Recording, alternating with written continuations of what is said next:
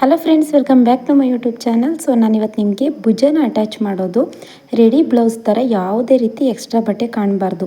ಆ ರೀತಿ readymade blouse ಅಥವಾ ರೆಡಿಮೇಡ್ ಡ್ರೆಸ್ ಬರುತ್ತೆ ಅಲ್ವಾ, ಆ ರೀತಿ ಹೇಗೆ ಫಿನಿಶಿಂಗ್ ಕೊಡೋದು ಅಂತ ಅಂದ್ಬಿಟ್ಟು ನಾನು ಸಿಂಪಲ್ ಮೆಥಡ್ನಲ್ಲಿ ಹೇಳ್ಕೊಡ್ತೀನಿ. ಸೊ ಇದನ್ನು 2 ಮೆಥಡ್ನಲ್ಲಿ ನಾವು ಯೂಸ್ ಮಾಡ್ಕೋಬೋದು. ಬಟ್ ಇವಾಗ ನಾನು ಹೇಳ್ಕೊಡೋದು ಬಿಗಿನರ್ಸ್ಗೆ ಸಿಂಪಲ್ ಮೆಥಡ್ನಲ್ಲಿ ಹೇಳ್ಕೊಡ್ತೀನಿ. ಇನ್ನೊಂದು ಸಲ ಇನ್ನೊಂದು ಮೆಥಡ್ನಲ್ಲಿ ಕೂಡ ಪ್ರೊಫೆಷನಲ್ ಆಗಿ ಕೂಡ ಹೇಳ್ಕೊಡ್ತೀನಿ. ಫಸ್ಟ್ ಈ ರೀತಿ ಮಾಡಿಕೊಂಡು ನೀವು ಅದಾದಮೇಲೆ ಬೇಕಾದ್ರೆ ಪ್ರೊಫೆಷನಲ್ ಮೆಥಡಲ್ಲಿ ಟ್ರೈ ಮಾಡಿ. ಸೊ ಫಸ್ಟು ಇದನ್ನು ಹೇಳ್ಕೊಟ್ಬಿಡ್ತೀನಿ. ಯಾಕೆ ಅಂತಂದರೆ ನಿಮಗೆ ಫಸ್ಟ್ ಚೆನ್ನಾಗಿ ನೀವು ಈ ರೀತಿ ಕಲ್ತ್ಕೋತು ಅಂತಂದರೆ ಅದಾದಮೇಲೆ ಬೇಕಾದರೆ ನೀವು ನೀಟಾಗಿ ಪ್ರೊಫೆಷನಲ್ ಮೆಥಡಲ್ಲಿ ಕಲ್ತ್ಕೋಬೋದು. ನೀವು ನಾರ್ಮಲಾಗಿ ಲೈನಿಂಗ್ ಬ್ಲೌಸ್ ಆಗಿರ್ಬೋದು, ಹಾಗೆಯೇ ಪ್ಲೇನ್ ಬ್ಲೌಸ್ ಆಗಿರ್ಬೋದು, ನೀವು ಹಳ್ಳಿಗಳಲ್ಲಿ ಸ್ಟಿಚ್ ಮಾಡಿದ್ರೂ ಕೂಡ ಈ ರೀತಿ ನೀವು ಸ್ಟಿಚಿಂಗ್ ಮಾಡೋದ್ರಿಂದ ಸೈಡ್ ಹೆಂಗಿದ್ರು ಓವರ್ಲಾಕ್ ಮಾಡ್ತೀರಾ. ಇಲ್ಲಾಂತಂದರೆ ಓವರ್ಲಾಕ್ ಮೆಷಿನ್ ಇಲ್ಲ ಅಂತನ್ನೋರು ಕೂಡ ಹೇಗೆ ಸ್ಟಿಚಿಂಗ್ ಮಾಡಬೇಕು ಅನ್ನೋದನ್ನು ಕೂಡ ನಾನು ಹೇಳ್ಕೊಟ್ಟಿದ್ದೀನಿ.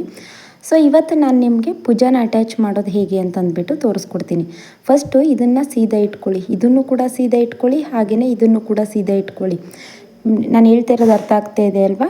ಬ್ಯಾಕ್ ಪಾರ್ಟ್ನು ಕೂಡ ಸೀದಾ ಇಟ್ಕೋಬೇಕು, ಹಾಗೆಯೇ ಫ್ರಂಟ್ ಪಾರ್ಟ್ನು ಕೂಡ ಸೀದಾ ಇಟ್ಕೋಬೇಕು. ಸೀದಾ ಇಟ್ಕೊಂಡು ಎರಡನ್ನು ಒಂದಕ್ಕೊಂದು ಒಟ್ಟಿಗೆ ಇಟ್ಕೊಳ್ಬೇಕಾಗುತ್ತೆ. ಸೊ ಬಿಗಿನರ್ಸ್ಗೆ ಎಲ್ಲ ಕೂಡ ಕನ್ಫ್ಯೂಸ್ ಇರುತ್ತೆ. ನನಗೆ ಇವಾಗ ಕಮೆಂಟ್ ಮಾಡ್ತಾರೆ ಅಲ್ವಾ, ಎಷ್ಟೊಂದು ಡೌಟ್ ಇದೆ ಅಂತ ನನಗೆ ಇವಾಗಲೇ ಗೊತ್ತಾಗಿದ್ದು. ಬ್ಲೌಸ್ನಲ್ಲೂ ಕೂಡ ಇಷ್ಟೊಂದೆಲ್ಲ ಡೌಟ್ ಇರುತ್ತೆ ಅಂತ.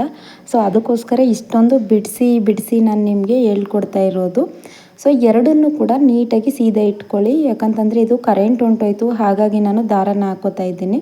ಸೊ ವೀಡಿಯೋ ಮಾಡುವಾಗಲೇ ಕರೆಂಟ್ ಹೊಂಟೋಗ್ಬಿಟ್ಟಿದೆ, ಅದಕ್ಕೋಸ್ಕರ ಇದನ್ನು ಎರಡನ್ನೂ ಕೂಡ ಈ ರೀತಿ ಸೀದಾ ಇಟ್ಕೊಳ್ಳಿ. ಇದನ್ನು ಸೀದಾ ಇಟ್ಕೊಂಡೆ ನೋಡಿ, ಇದನ್ನು ಸೀದಾ ಇಟ್ಕೊಳ್ಳಿ. ಈ ರೀತಿ ಎರಡನ್ನೂ ಸೀದಾ ಇಟ್ಕೊಂಡು ಒಂದು 2 ಪಾಯಿಂಟಷ್ಟು, 1/4 ಇಂಚು ಕೂಡ ಬೇಡ, ಒಂದು 2 ಪಾಯಿಂಟಷ್ಟು ಸೀದಾ ಇಟ್ಕೊಂಡು ಅದನ್ನು ಸ್ಟಿಚ್ ಮಾಡ್ಕೊಂಡು ಬಿಡಿ.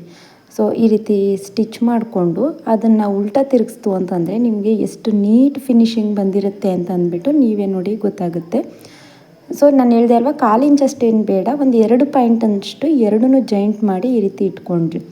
ಈ ರೀತಿ ಇಟ್ಕೊಂಡು ನೋಡಿ, ನಾನು ಮಾರ್ಕ್ ಮಾಡಿ ಕೂಡ ತೋರಿಸ್ತೀನಿ. ಇದು ವೈಟ್ ಕಲರ್ ಆಗಿರೋದ್ರಿಂದ ನಿಮಗೆ ಸರಿಯಾಗಿ ಕಾಣಿಸ್ತಾ ಇಲ್ಲ, ಅಷ್ಟೇ ಅದಕ್ಕೇ ಎಕ್ಸ್ಪ್ಲೈನ್ ಮಾಡ್ತಾ ಇದ್ದೀನಿ.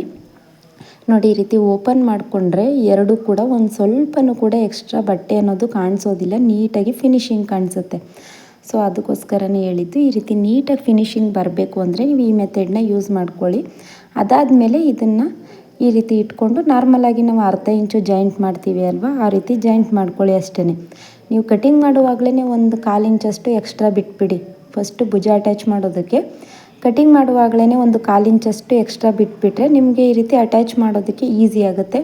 ಇಲ್ಲ ಅಂತಂದರೆ ಬ್ಯಾಕ್ ಡಿಪ್ ಮತ್ತು ಫ್ರಂಟ್ ಡಿಪ್ಪಲ್ಲಿ ಹೆಚ್ಚು ಕಡಿಮೆ ಬರುತ್ತೆ. ಆಮೇಲೆ ಅದನ್ನು ಕೂಡ ಕಮೆಂಟ್ ಮಾಡಬೇಡಿ ನಿಮ್ಮಿಂದ ಹೀಗಾಯಿತು ಅಂತ. ಸೊ ಅದಕ್ಕೇ ಹೇಳ್ತಾ ಇದ್ದೀನಿ, ಕಟಿಂಗ್ ಮಾಡುವಾಗಲೇ ಒಂದು 1/4 ಇಂಚಷ್ಟು ಎಕ್ಸ್ಟ್ರಾನ ಭುಜದ ಹತ್ರ ಬಿಟ್ಟು ಕಟ್ ಮಾಡ್ಕೊಳ್ಳಿ.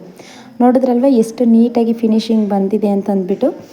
ಇದು ಏನಾದರೂ ನಿಮಗೆ ವಿಡಿಯೋ ಹೆಲ್ಪ್ ಆಯಿತು ಅಂತಂದರೆ ವಿಡಿಯೋಗೆ ಲೈಕ್ ಮಾಡೋದನ್ನು ಮರಿಬೇಡಿ. ಹಾಗೆಯೇ ಹೊಸ್ದಾಗಿ ನನ್ನ ಚಾನಲ್ನ ನೋಡ್ತಾ ಇದ್ದೀರಾ ಅಂತಂದರೆ ಚಾನಲ್ಗೆ ಸಬ್ಸ್ಕ್ರೈಬ್ ಮಾಡ್ಕೊಳ್ಳಿ. ಸೊ ಯಾರಿಗೆಲ್ಲ ಟೈಲರಿಂಗ್ ಬಿಗಿನಿಂಗಿಂದ ಕಲಿಬೇಕು ಅನ್ನೋ ಇಂಟ್ರೆಸ್ಟ್ ಇದೆ ಅಲ್ವಾ, ನನ್ನ ಚಾನಲ್ನಲ್ಲಿ ಪ್ಲೇ ಲಿಸ್ಟ್ನ ಚೆಕ್ ಮಾಡಿ.